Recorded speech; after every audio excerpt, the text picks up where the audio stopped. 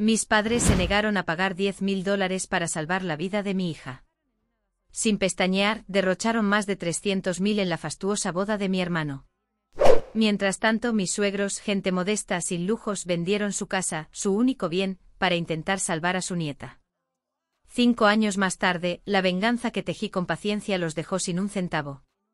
¿Alguna vez pensaste que la familia era tu refugio, tu fortaleza en tiempos de tormenta? Quizás mi historia te haga dudar. Yo también creí en esos lazos invisibles que supuestamente nos unen. Pero el día que mi hija luchaba por su vida, quienes debieron protegernos eligieron el brillo superficial de una fiesta por encima de la sangre de su sangre. Ahora han vuelto arrastrando los pies, implorando ayuda. Pero el hijo que conocieron ya no existe. Hoy soy otro. Más frío. Más fuerte. Me llamo Joseph. Tengo 32 años y dirijo una modesta empresa de diseño de interiores en Asheville, Carolina del Norte. No soy millonario, pero tampoco naufrago en la miseria. Trabajo con disciplina y cabeza fría para asegurarle a mi esposa y a mi hija de 8 años una vida sin sobresaltos, sin derroches, pero sin hambre. Mi familia jamás fue rica, aunque a veces actuaban como si lo fueran. Mis padres, Matthew y Margaret, son dueños de una tienda de muebles heredada de mi abuelo. Una casa grande en un barrio de buen nombre, coches relucientes y fines de S. Melisana llenos de brindis con conocidos que fingen amistad. Para ellos, el éxito siempre tuvo más que ver con las apariencias que con el alma. Mi hermano menor, Joshua, me lleva apenas 2 años, pero desde siempre fue evidente, él era el preferido. Si yo llegaba a casa con una calificación perfecta, era lo esperado, si Joshua traía un B y había pastel y abrazos. Cuando ingresé a la universidad, apenas lo mencionaron.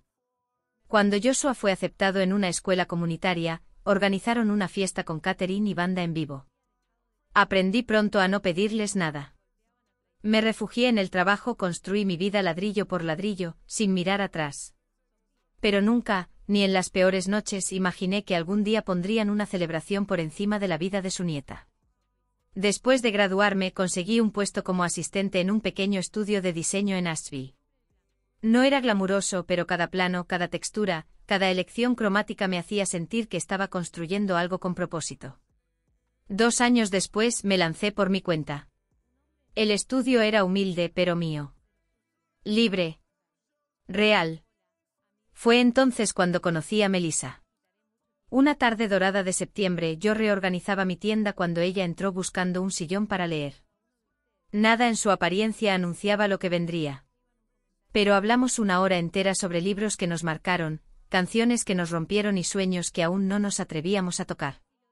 1 año después, estábamos casados. Luego llegó Laura, una criatura luminosa, con los mismos ojos curiosos de su madre. Nuestra felicidad parecía inquebrantable.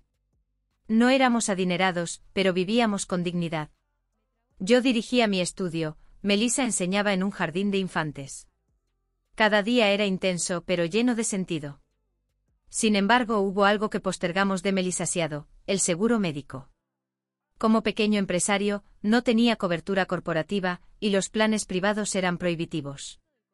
Estábamos sanos. Nunca pensamos que lo imposible tocaría a nuestra puerta. Hola, amigos oyentes. No les quitaré mucho tiempo, solo un momento. Necesito mucho el apoyo de cada uno de ustedes. Por favor, den me gusta y escriban un comentario con lo que piensan de esta historia y cómo actuarían si estuvieran en el lugar del protagonista. Si lo desean, también pueden compartir la historia con un amigo y les pido que se suscriban al canal. Gracias por escuchar. Una noche de invierno, cuando Laura tenía apenas 3 años, su tos comenzó a preocuparnos. Al principio parecía un resfriado.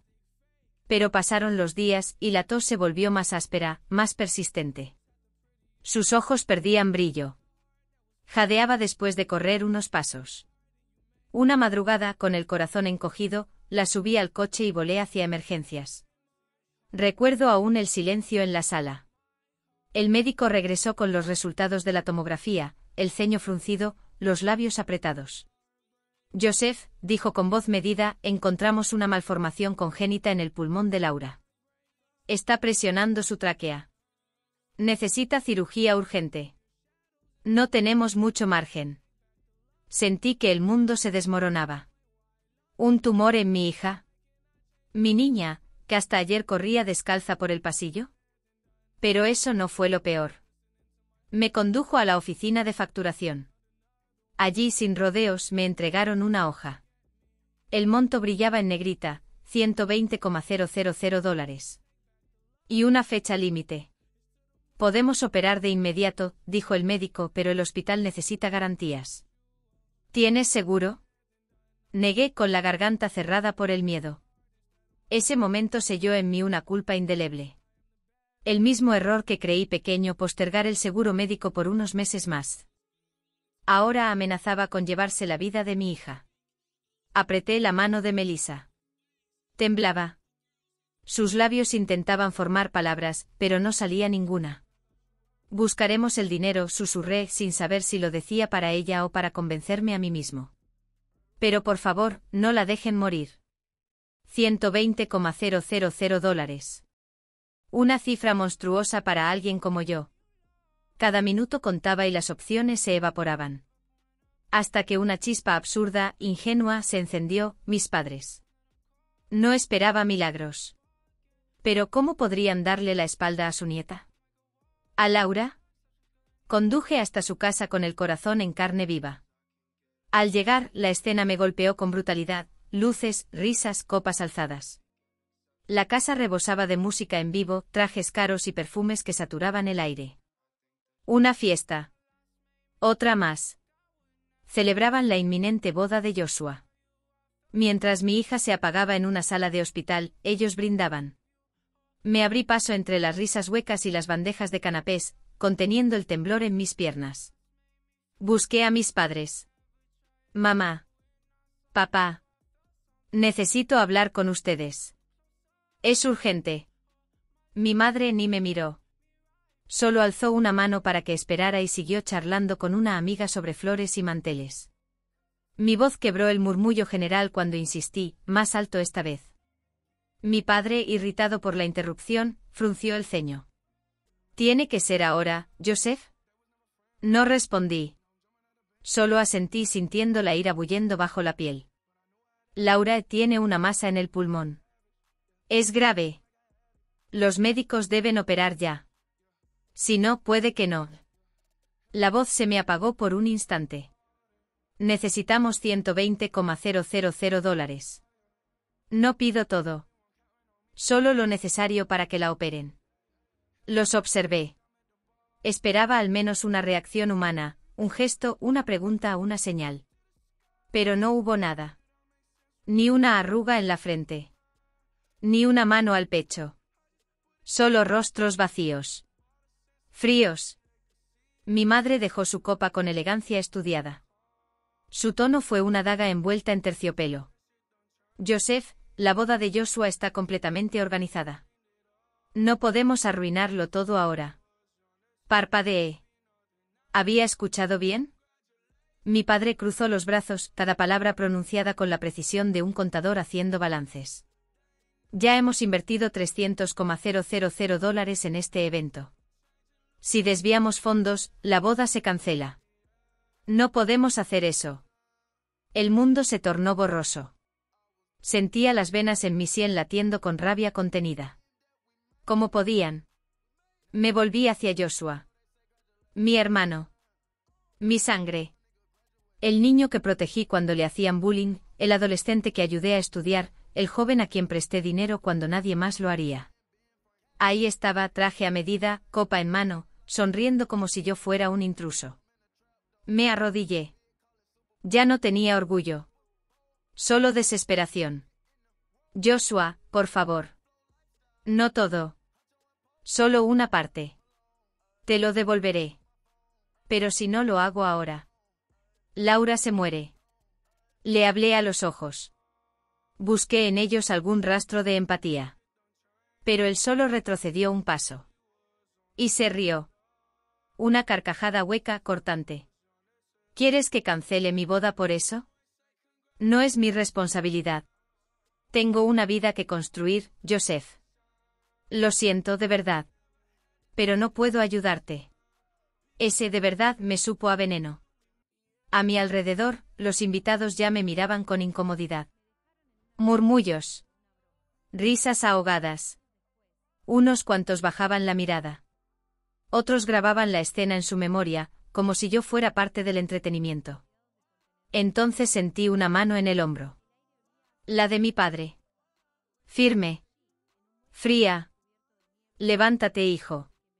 Estás haciendo una escena. Estás avergonzando a la familia. Me incorporé despacio con las rodillas entumecidas. Pero ya no era su hijo. No después de eso.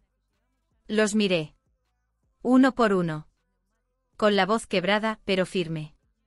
Gracias, mamá. Gracias, papá. Gracias, Joshua. Hoy por fin, sé quiénes son. Y quién no volveré a ser nunca más. Di media vuelta y salí sin mirar atrás. Apenas crucé el umbral, el cielo se rompió en un rugido, y la lluvia cayó como si el mundo también llorara. Las gotas golpeaban mi rostro como bofetadas. Pero no me moví. Me quedé allí paralizado, sintiendo como el pecho se me cerraba con un dolor tan agudo que dolía respirar. Me había rebajado. Me arrodillé frente a ellos. Y lo único que recibí fue su indiferencia pulida, brillante como los cubiertos de plata de su fiesta. Corrí hacia el auto, abrí la puerta de un tirón y me desplomé en el asiento. Cerré de golpe. El sonido fue un disparo seco en medio de la tormenta. Y entonces me derrumbé por completo. La cabeza contra el volante. Los sollozos ahogados. Una furia muda que me desgarraba desde adentro. La lluvia tamborileaba en el techo del coche como un tambor de guerra. Pero la guerra estaba dentro de mí. Hasta que entre ese caos, surgió una imagen, Laura. Sus ojitos buscando los míos. Su pequeño cuerpo luchando por cada bocanada de aire. No podía fallarle. No allí. No ahora. Respiré hondo. Me limpié el rostro con la manga empapada y pisé el acelerador.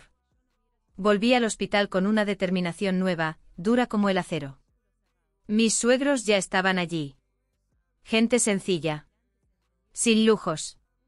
Sin máscaras. Pero con un corazón que valía más que cualquier fortuna. Apenas entré, mi suegra corrió hacia mí, su cara un mapa de preocupación. Me tomó de las manos con fuerza. Joseph, ¿estás empapado? ¿Pudiste hablar con ellos? ¿Van a ayudar? No dije nada. No podía. Solo la miré. Y ella lo entendió todo. Mi suegro me puso una mano firme en el hombro. No dijo mucho. Solo eso que en verdad significaba todo. Está bien. Lo resolveremos. Nos sentamos con Melissa. Nadie lloró. Nadie gritó. Solo hubo una decisión silenciosa, actuar. Al día siguiente comencé a vender mi mundo. Mi auto, ese que había soñado durante años, se fue en cuestión de horas por $5.000. Nuestros ahorros, $25.000, desaparecieron en una sola transacción. Pedí ayuda a todos, amigos, antiguos colegas, hasta conocidos distantes. Algunos no respondieron. Otros, sorprendieron. Un joven empleado, apenas 6 meses trabajando conmigo, se acercó tímido y puso $500 sobre mi escritorio. No es mucho, pero es todo lo que tengo, jefe. Un viejo amigo que no veía desde la universidad me escribió de la nada. Depositó 1.000. Una vez me salvaste el pellejo. Me toca a mí ahora. Cada billete era un latido. Cada gesto, una cuerda que nos sostenía sobre el abismo. Pero no bastaba. Vendí mi computadora. Mi reloj. Nuestros muebles. Día tras día, el apartamento se vaciaba hasta parecer un eco. Y aún así, el hueco era profundo, faltaban $40,000. Me sentía al límite, al borde del colapso cuando sonó el teléfono. Eran mis suegros. Joseph, la voz de mi suegro sonaba firme, sin vacilaciones. ¿Cuánto más necesitas?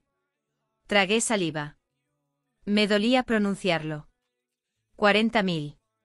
Hubo silencio. Por un instante pensé que la línea se había cortado. Entonces escuché la voz tranquila de mi suegra. Está bien. Ven mañana. Te daremos el dinero. Me quedé mudo. ¿De dónde? ¿Cómo? Una pequeña risa cruzó la línea. Suave. Cansada. Y sin embargo imbatible. Vendimos nuestra casa. No importa dónde vivamos. Mientras Laura respire, vale la pena. Se me heló el alma. ¿Cómo podían tener tanto amor? Como ellos, sin compartir mi sangre, eran capaces de darlo todo, mientras mis propios padres. No pude contener las lágrimas. No sé cómo agradecerles. Mi suegro respondió con la serenidad de quien entiende lo que realmente importa. No tienes que hacerlo. Laura es lo único que importa, hijo. Con ese dinero por fin tuvimos lo necesario. La cirugía se programó de inmediato. Horas después el cirujano salió del quirófano. Su rostro por primera vez mostraba algo parecido a alivio. El procedimiento fue un éxito. Se recuperará, lentamente, pero se pondrá bien. Me dejé caer en una silla, enterrando el rostro entre las manos. Sentí que algo en mí finalmente se soltaba. Melissa lloraba en silencio. Mi suegra la rodeó con los brazos. Mi suegro asintió como si desde el principio hubiera sabido que todo saldría bien. Miré todo lo que habíamos perdido. Todo lo que habíamos ganado. Y supe que la familia no se mide por la sangre. Se mide por quien se queda cuando todo arde. Ese día lo juré, nunca más pediría nada a quienes me llamaron hijos sin actuar como padres. Porque ya había encontrado a los míos. La tormenta amainó. Y por primera vez en ese Melisanas salió el sol. 2 Melisanas después, Laura volvió a casa. Cada día era más fuerte. Más viva. Ese día, al salir del hospital, empujaba su silla de ruedas bajo la luz dorada de la tarde. Me miró con esa sonrisa que derretía cualquier tristeza. Papi, ya quiero correr. Y jugar otra vez. Sus palabras me partieron. Pero también me reconstruyeron. No pude contener el llanto. Pero esta vez no era de angustia, sino de un alivio feroz, de esa alegría que arde en el pecho después de sobrevivir al fuego. La abracé con fuerza, sintiendo su pequeño corazón golpear con ritmo firme. Laura estaba viva. Y nada volvería a ser igual. Giré el rostro hacia Melissa. Sus ojos estaban bañados en ternura y fortaleza. Habíamos cruzado el infierno juntos, y aún nos teníamos. Sí, un nuevo capítulo comenzaba. Pero no sin cicatrices. Porque dentro de mí, algo aún ardía. Un fuego que no se apagó con la cirugía. Un recuerdo que volvía como una astilla bajo la piel, yo, de rodillas. Su risa. Su silencio. Su desprecio. Mis padres. Mi hermano. Ellos me aplastaron cuando más débil estaba. Y ahora, iban a ver lo que habían encendido. Cuando Laura volvió a casa, me lancé con todo al trabajo. Ya no lo hacía solo por sobrevivir. Ahora trabajaba por algo más grande. Trabajaba por los que me levantaron cuando estaba en el suelo. Por los que sacrificaron todo sin esperar nada. Trabajaba para demostrar, a ellos y a mí mismo, que no necesitaba su compasión, ni su dinero. Solo necesitaba mi propósito. Comencé a despertarme a las 5 de la mañana. 16 horas de trabajo diario. Leí. Estudié. Aprendí. Absorbí cada conocimiento que pudiera impulsarme más allá del punto de retorno. No era solo diseño. Empecé a construir imperios interiores, hoteles boutique, complejos comerciales, torres de oficinas. Negociaciones intensas, plazos que devoraban las noches, clientes difíciles, decisiones arriesgadas. Cada obstáculo era leña para mi fuego. Cada día era una victoria callada. Y entonces, llegó el cambio. Un año después de la recuperación de Laura, cerré mi contrato más ambicioso, $2 millones, diseño completo de interiores para una firma inmobiliaria de alto perfil. A los 3 años mi empresa ya no era aquella pequeña tienda que apenas podía pagar sueldos. Era un nombre conocido, respetado. Una de las firmas más buscadas de la región. Mi rostro comenzó a aparecer en revistas especializadas. Mi historia cruzaba escritorios, titulares, pasillos. De las cenizas al éxito, el viaje de Joseph. Del abandono al reconocimiento, como un padre convirtió el dolor en fuerza. Y sí, mis padres lo vieron. Me vieron en la televisión. Me escucharon hablar ante cientos en una cumbre de emprendedores. Pero esta vez, yo no era su hijo necesitado. Era Joseph. El hombre que se levantó sin ellos. Hace un año me invitaron a una entrevista con Forbes, después de que mi empresa fue reconocida como una de las 50 más exitosas en crecimiento acelerado.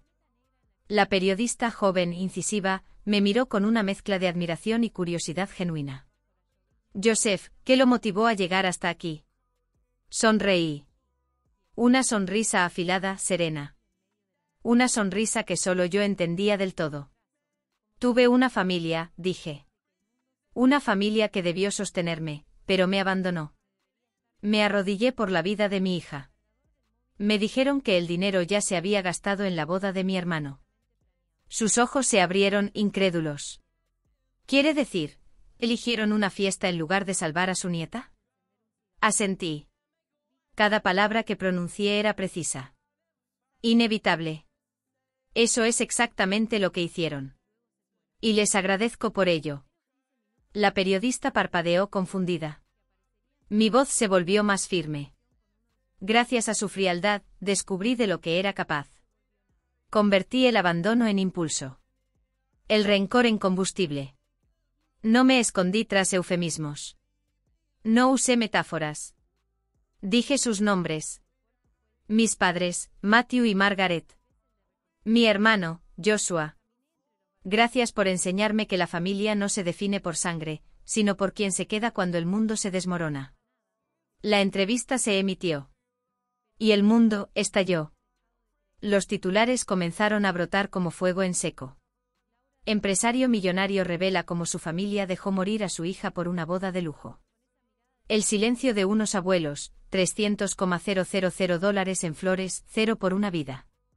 De rodillas por su hija, ignorado por su familia, el ascenso de un padre hecho a sí mismo. Las redes sociales no tuvieron piedad. ¿Qué clase de abuelos hacen eso? Increíble. Un hermano que deja morir a su sobrina por un banquete. La esposa de Joshua debe estar arrepintiéndose de cada pétalo en esa boda. Pero lo peor aún no había comenzado para ellos. La caída recién empezaba. Tras la entrevista, el eco de mis palabras se convirtió en un sismo. Uno a uno, los lazos de mis padres comenzaron a romperse. Socios antiguos, esos que alguna vez brindaron en sus fiestas llenas de humo y champán, se alejaron sin mirar atrás. Contratos que antes firmaban sin preguntar, ahora se esfumaban como niebla al sol. Las conexiones que sostenían su mundo construidas sobre apariencias, se desplomaron bajo el peso de la verdad. Nadie quiere hacer negocios con monstruos. Los expulsaron lentamente del círculo que una vez los aplaudía. Lo que un día fue su imperio, dinero, estatus, reputación, se redujo a polvo. Se quedaron con lo único que no pudieron maquillar, el vacío. Y Joshua. Ese mismo Joshua que me miraba por encima del hombro, que alzaba la copa como si estuviera por encima del bien y del mal. Ahora su pedestal se tambaleaba. Cuando Cynthia, su esposa, leyó la entrevista, su rostro se tornó gris. Joshua, ¿esto es verdad? Él balbuceó. Torpe. Mezquino. Intentó disfrazar la cobardía con excusas. Pero las verdades no se pueden reescribir. Unos días después, el golpe final. No puedo seguir casada con alguien que dejó sufrir a su sobrina por una fiesta. Le entregó los papeles del divorcio con manos firmes. Joshua lo perdió todo. Porque los castillos construidos sobre la crueldad, tarde o temprano, se hunden. Años atrás, yo me había arrastrado ante ellos, con la voz rota, pidiendo una sola cosa, compasión. Me respondieron con desprecio. Pero ahora era el mundo quien les cerraba la puerta. Y no sentí pena. Solo justicia. Pero mi éxito no fue un trofeo de venganza. Fue una oportunidad para honrar a los verdaderos aliados. A quienes pusieron su fe en mí cuando todo temblaba. Reuní a mis empleados, amigos, colegas. Aquellos que me tendieron la mano cuando más ardía el abismo. Uno a uno, entraron a mi oficina. Y les entregué sobres. Algunos con dinero. Otros con promesas cumplidas, deudas pagadas, proyectos financiados. Muchos se negaron. Jefe, no hace falta. Lo hicimos porque creímos en ti, no por esto. No pude hablar. Solo apreté sus manos, con la gratitud clavada en el pecho. Ellos me habían enseñado la forma más pura de lealtad. Pero quedaba una deuda que nunca podría saldar del todo. Mis suegros. Habían vendido su hogar por amor. Por Laura. Y yo no podía permitir que siguieran en un alquiler, mientras yo construía una vida que ellos ayudaron a salvar. Durante un año en silencio busqué al nuevo dueño de su antigua casa. Negocié, insistí, ofrecí más de lo que valía. Y la recuperé. El día que les entregué las llaves, mi suegra se quedó paralizada. Su boca temblaba. Sus ojos brillaban. Joseph, ¿cómo? Apoyé mi mano en su hombro con la voz casi quebrada. Ustedes me lo dieron todo cuando yo no tenía nada. Esto es solo una forma de decir gracias. Mi suegro no dijo una palabra. Solo me abrazó fuerte con los ojos llenos de ese orgullo silencioso que solo un verdadero padre puede ofrecer. Esa noche cenamos juntos sin lujos, pero con algo más valioso, paz. Por primera vez en mucho tiempo sentí que tenía una familia. Una real. 5 años después de aquella noche en urgencias, la vida volvió a sonreír. Melissa y yo esperábamos un nuevo bebé. Compré una casa más grande. No solo para nosotros, sino para que mis suegros vivieran con nosotros, sin preocupaciones, sin cuentas, sin sacrificios. Papi. Gritó Laura abrazándome cuando le di la noticia. ¿De verdad la abuela y el abuelo vivirán con nosotros? Le revolví el cabello con una sonrisa. Sí, princesa. Van a estar contigo cada día. En su sonrisa encontré algo que no se puede comprar, la certeza de que todo, al fin, había vuelto a su lugar. No creí que volvería a saber de mis padres. Y sin embargo, hace un mes, mientras revisaba unos contratos para un nuevo desarrollo en Charleston, el teléfono sonó. Número desconocido. Dudé. Una parte de mí quería ignorarlo. Pero contesté. Una voz, delgada. Desgastada. Joseph, soy mamá. Esa voz. La voz que no escuchaba desde el día en que se cerraron todas las puertas. La voz que una vez me ignoró mientras suplicaba de rodillas por la vida de mi hija. Ahora sonaba distinta, quebrada, envejecida, empapada de arrepentimiento y miedo. Joseph, ¿puedes ayudarnos? No respondí. Podía oír su respiración temblorosa al otro lado de la línea. Luego un susurro como si cada palabra le costara algo más que orgullo. Estamos en serios problemas, Melisas. Hipotecamos la casa, el banco está por embargarla. Necesitamos $200.000.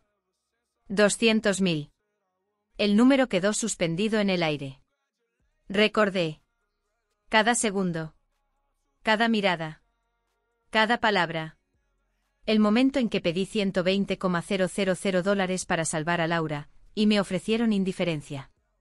La copa de vino en manos de mi madre. La voz helada de mi padre. La risa de Joshua. Y ahora, cuando son ellos quienes caen, ¿esperan que sea yo quien extienda la mano? Respiré hondo manteniendo la voz estable. Casi serena. Mamá, ¿recuerdas el día en que fui a rogar por su ayuda? El silencio fue la única respuesta. Me arrodillé. Les dije que Laura podía morir si no conseguíamos el dinero. ¿Lo recuerdas? Su voz se deshizo. Lo recuerdo. Y me diste la espalda.